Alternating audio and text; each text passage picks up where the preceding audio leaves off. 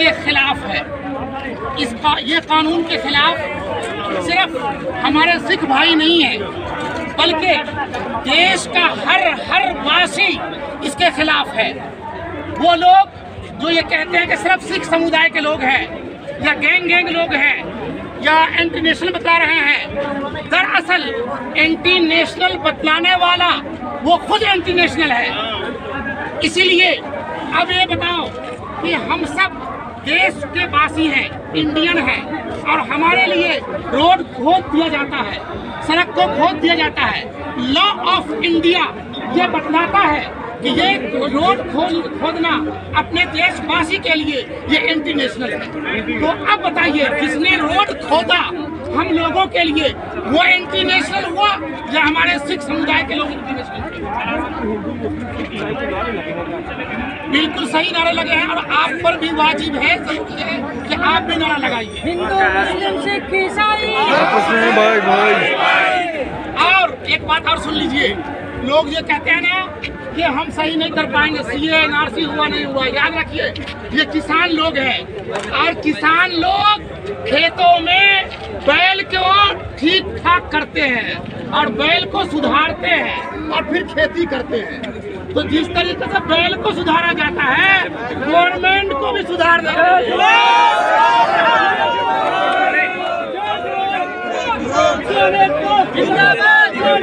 जिंदाबाद।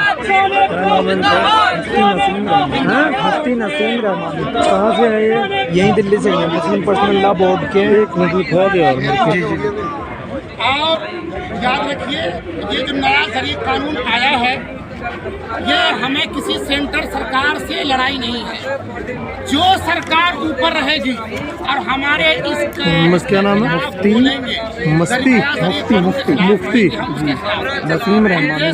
नसीम रहमानी जी नरेला।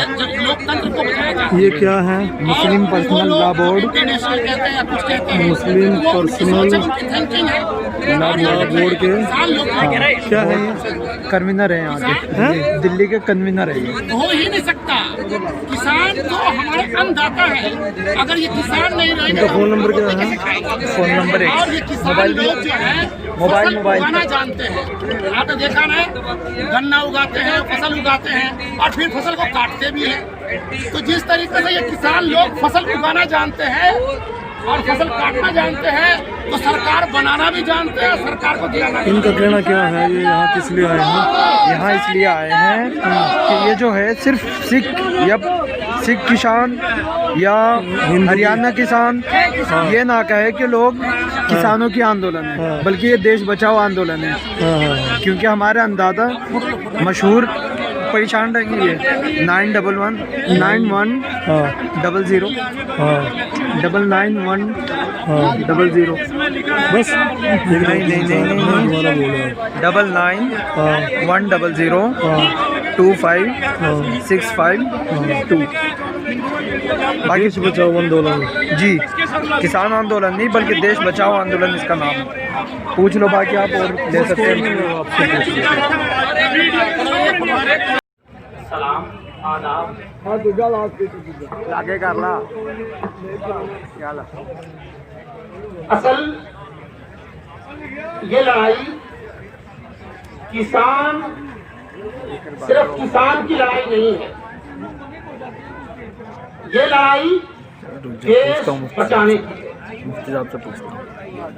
ये तहरीक देश बचाने की है, और हमारा लोकतंत्र देश की सबसे बड़ी खूबसूरती। साहब को जाने थे, उसके बाद हिंदू मुस्लिम सिख ईसाई हम सब हैं, साहब को जाने थे पहले, इसी चीज में है। तो हमारे देश की सबसे बड़ी खूबसूरती लोकतंत्र में है। अभी आप लोग देखिए, यहाँ पे नीले भी हैं, पीले भी हैं, काले भी हैं, सफेद भी है। ये सब हम सब की खूबसूरती है। इस खूबसूरती को खत्म करने के लिए और पूरे देश की इकोनॉमी को किसी एक या दो हाथों में देने की प्लानिंग चल रही है।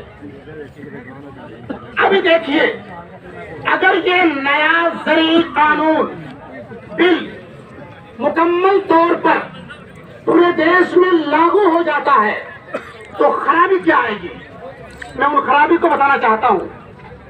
आपने देखा प्याज की कीमत 100 रुपए हो गई, आलू की कीमत 80 रुपए।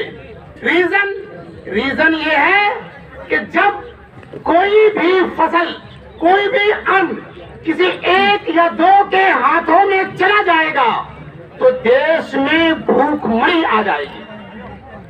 तो इस देश को बचाने की लड़ाई है। और अगर ये कानून मुकम्मल तौर पर नाफिज हो जाता है तो आपने देखा बीएसएनएल का क्या हाल हुआ, जियो धनाधन चल रहा है और बीएसएनएल कहां गया। इसी तरीके से एजुकेशन भी बेच दिया गया, रेलवे भी बेच दिया गया, एयरपोर्ट भी बेच दिया गया। अब अगर जमीन बेच दी जाती है और जमीन का गल्ला किसी एक या दो के हाथ में दे दिया जाता है तो हम सब भूखमरी के शिकार होंगे। तो ये लड़ाई देश को बचाने की है। और मैं एक बात कह करके अपनी बात खत्म करना चाहता हूँ, और ये इबरतनाक बात है। क्या ये किसान फसल, गल्ला, अन्न उगाना भी जानते हैं और गल्ला और फसल को काटना भी जानते हैं।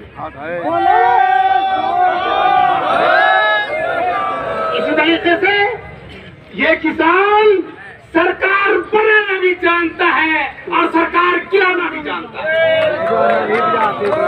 आपको याद होना चाहिए, जब इस सरकार से पहले जो सरकार जब जुल्म की थी उस वक्त भी यही किसान के बंधु थे।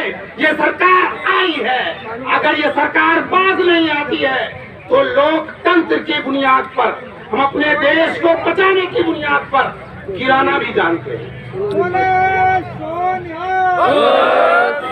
तो इसीलिए हम सब पूरे लॉ के मुताबिक, लॉ ऑफ इंडिया पर अमल करते हुए, लोकतंत्र पर अमल करते हुए, हम अपने शांति पूर्वक के साथ, खामोशी के साथ, एक इंसानियत के नाते हम एहतजाज कर रहे हैं कि इस बिल को बिना किसी शर्त के रद्द किया जाए।